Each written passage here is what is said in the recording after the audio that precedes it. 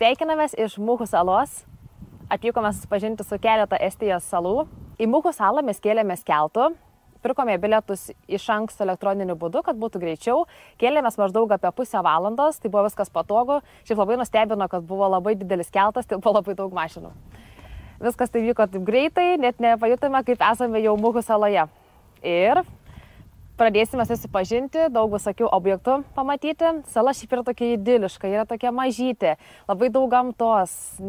Netgi kelyje labai daug mašinų, labai mažai mašinų matėme. Tai va, tai tokia graži gamtos mylėtojam salytė.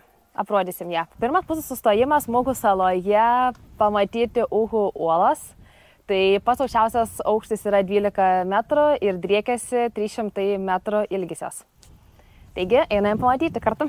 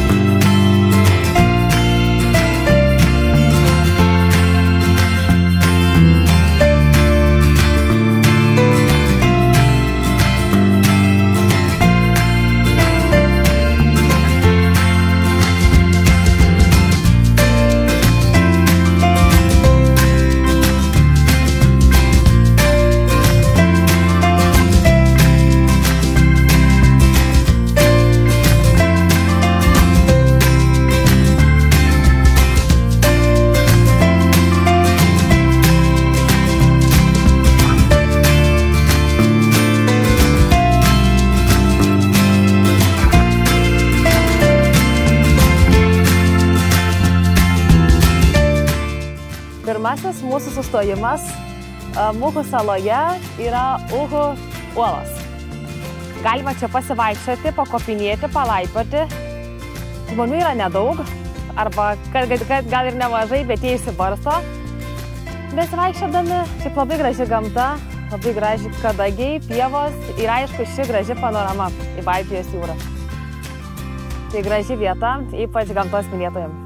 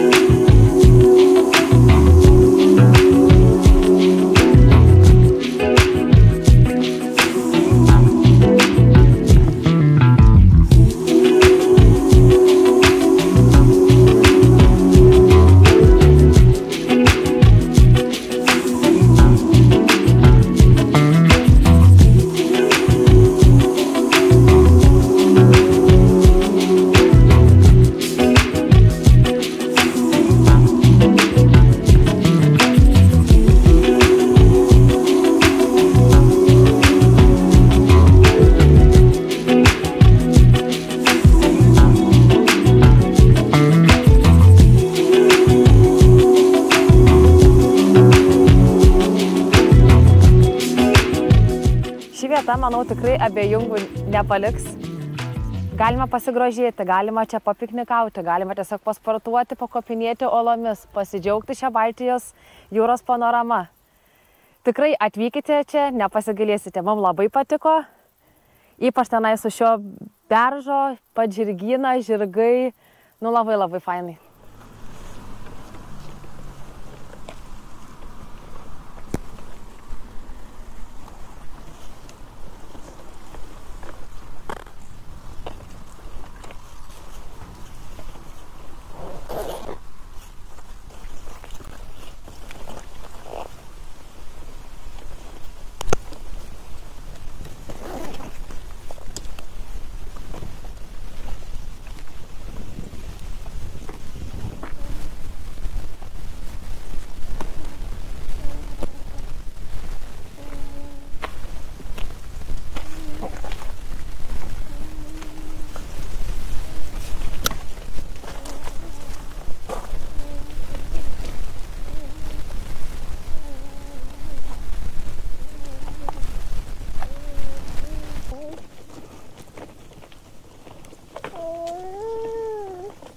O dabar atvykome į sekantį lankytiną objektą, į Muhu etnografinį muziejų.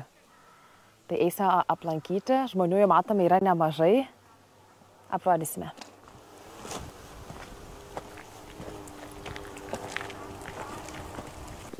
Dabar nusipirksim bilietus. Šeimos bilietas kainuoja 10 eurų. Jau 10 eurų sakė.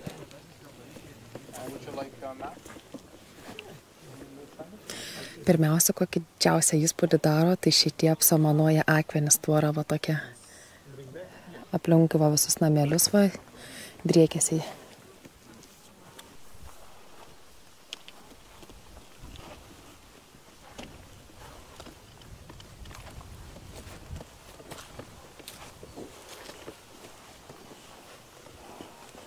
Perkant bilietą duoda tokį žemėlapį, yra mūsų kalba viskas lietuviškai. Ir tikrai nemažai pastatų, visokių vairių, ką yra pamatyti. Tai va dabar eisime. Pasiklysti, matot, jau neįmanoma.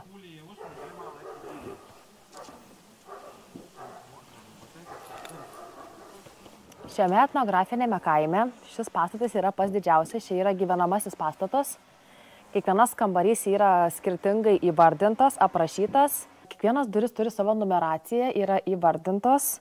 Ir čia yra kluonas, kur rudenį kūlė javus, o žiemą laikydavo gyvulius.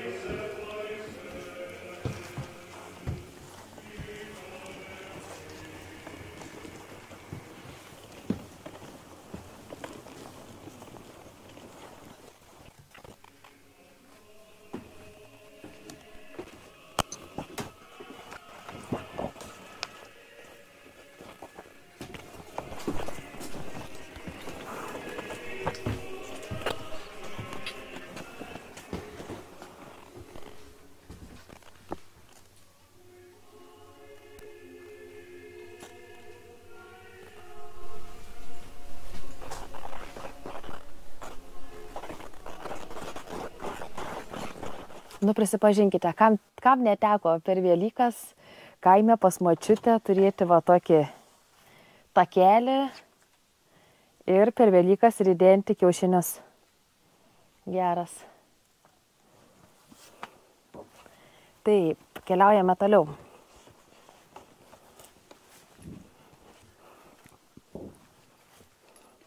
Čia yra numeriukas 6, yra priemenė. Kokias duris mažos, visur medis.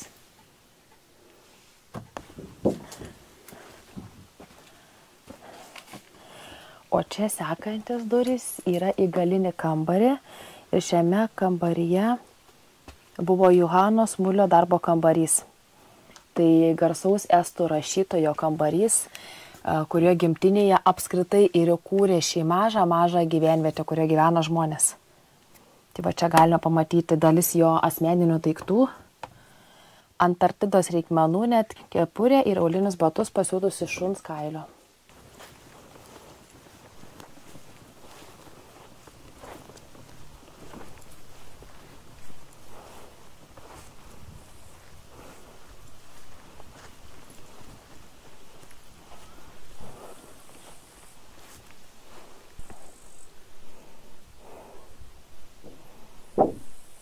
O ši vieta panašus kaip į sklepą, bet čia yra patalpa žuviai skirta matyt laikyti.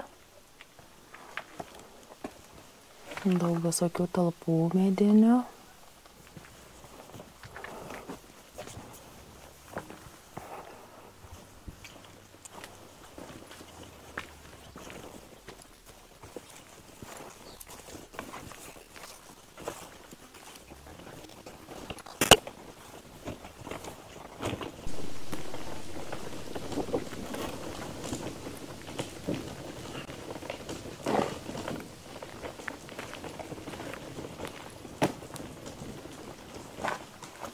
Kokia graži tvora, ne?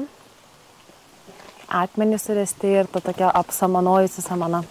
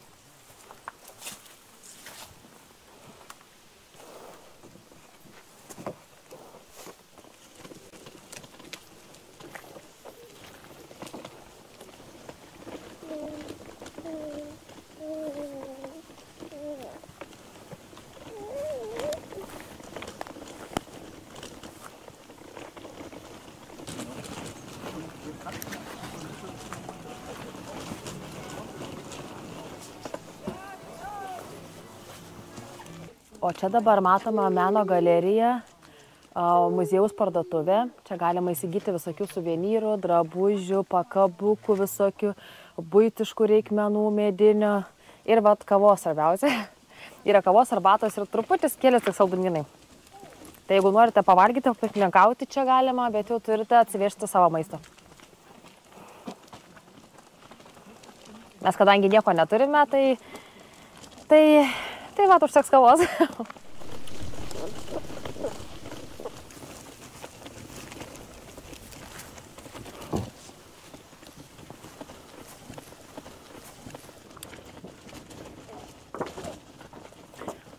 Gerai, o dabar keliaujame pamatyti tekstilės parodos pastatą.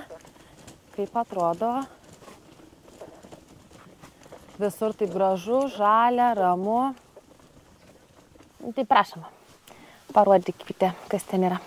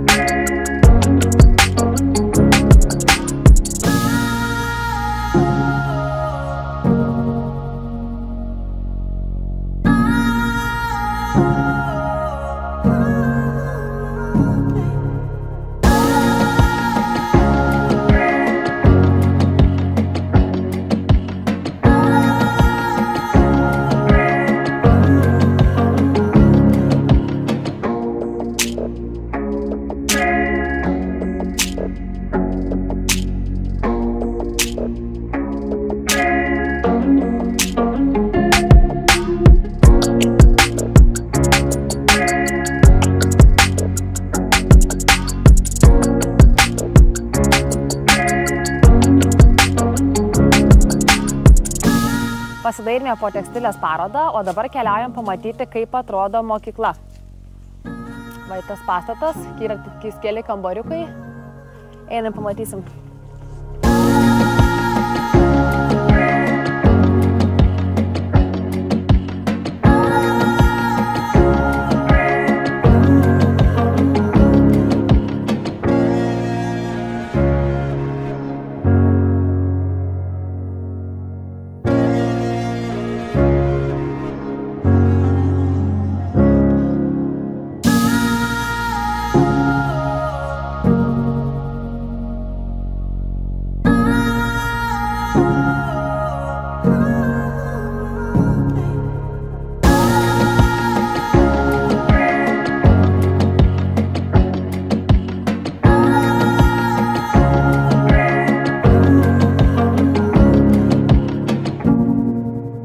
Pavaikščiam tikriausiai po visą etnografinį muziejų Muhu. Patiko labai. Šiaip susipažinti ir pamatyti, kaip gyveno žmonės prieš 200 metų. Užtrukome gan visai pavaikščioti, bet taip ramu, gamta. Tie nameliai tokie šiaudiniai stogais ir tvora, taip tikrai tokia labai graži. Tai apsilankykit. Tikrai verta pavaikščioti, nėra nei brangu. Pavėsiukų yra, nei karšta per daug. O toliau keliaujame truputį aktyviau. Tai laukite, keliausime truputį į kitą vietą, irgi lankytiną Muhu salos.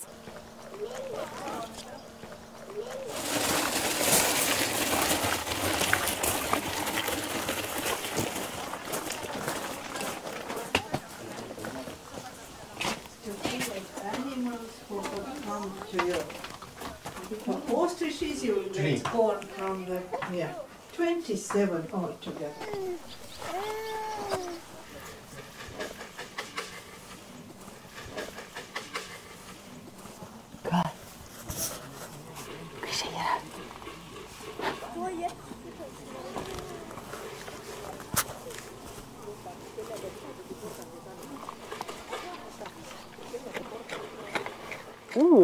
Dantis pageri.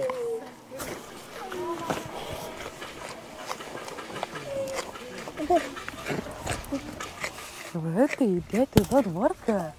Kaip Oskarai, žiūrėk. Oskaras morkas valgai, čia morkas vada.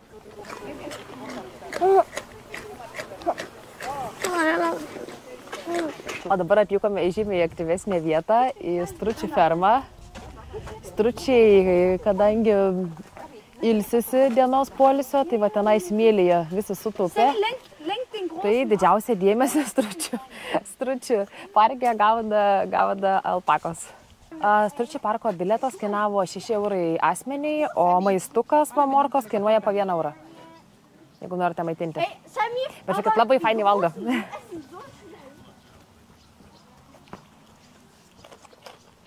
O tas traškesys morkos. O dabar sekančius, ką galime pamaitinti, tai yra zebrai. Irgi valgus. Oi. Ne visada pasiseka.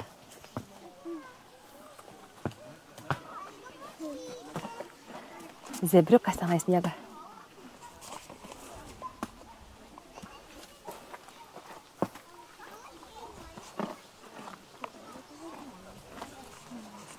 Ar yra įdomus, ar ne?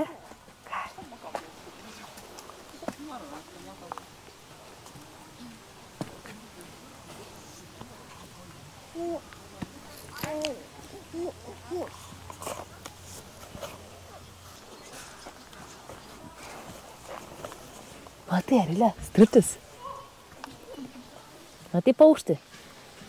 Matai, koks stritis.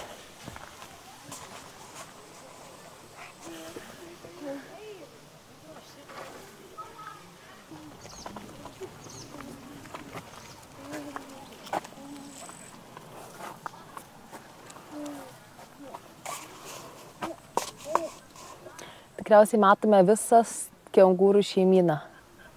Tėvas, mama, 3 vaikai.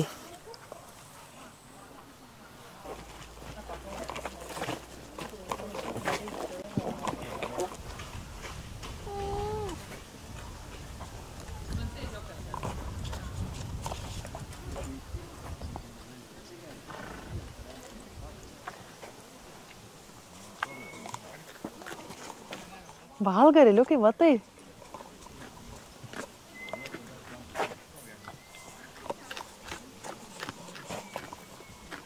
Ir skaniai valgo. Skaniai valgo labai. Pirmą kartą, kai Daivučiu taip pagalvojo kramtydama, kai suprato, kad čia tos pačios mėgstamos mylimos morkos, tai va. Tai varlė.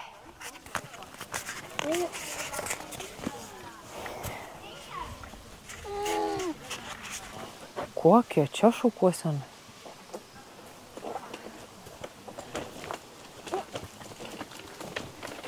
Šiek tiek pramogų vaikam yra, ne? Jo, yra čiuožykla ir 2 supynės vaikam. Truputį yra, bet tikriausiai vaikam čia žymiai įdomiau yra šie gyvūnai. O dar kai galim pamaitinti morkomis, tai vaikam labai smagu.